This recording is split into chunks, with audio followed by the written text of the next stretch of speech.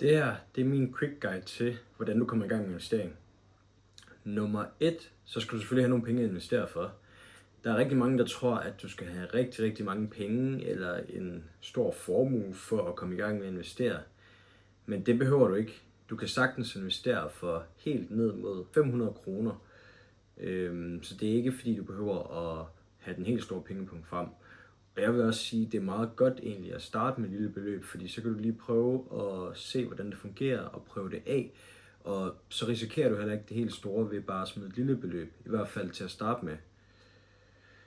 Fordi man skal lige ind i tingene. Nummer 2, så kom i gang lige så snart du kan, lige så snart du har muligheden. Fordi der er der det, der hedder rentes renteeffekt, som er, at når du investerer i dine aktier, så kommer der potentielt et afkast på dem.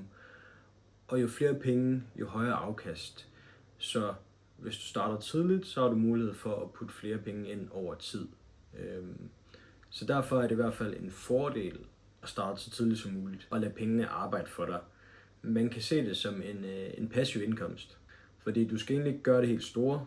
Du skal ikke arbejde for pengene, du putter pengene ind, og så kommer der afkast på det. Og det er en snebold, der ruller. Det er det, man kalder rentes renteeffekt.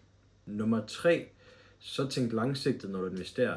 Fordi hvis du bare investerer pengene, og så hiver dem ud igen med det samme, jamen, så kan det være, at værdien af dine aktier, hvis det er aktier, er faldet. Fordi markedet er meget volatilt, om det er ejendom, aktier, krypto eller noget helt andet, jamen så går det op og ned, og det er ikke til at vide. Der er ingen, der kan forudsige, hvornår markedet det er oppe, og hvornår markedet det er nede. Så det er simpelthen uforudsigeligt. Så det bedste, det er bare at have pengene investeret over lang tid. Så det vil sige, at tidshorisonten den skal være lang, fordi så har du en mulighed for at være sikker på, at dine penge mere eller mindre faktisk er mere værd, når du sælger. Historisk set, så er aktier kun steget, det er kun gået opad.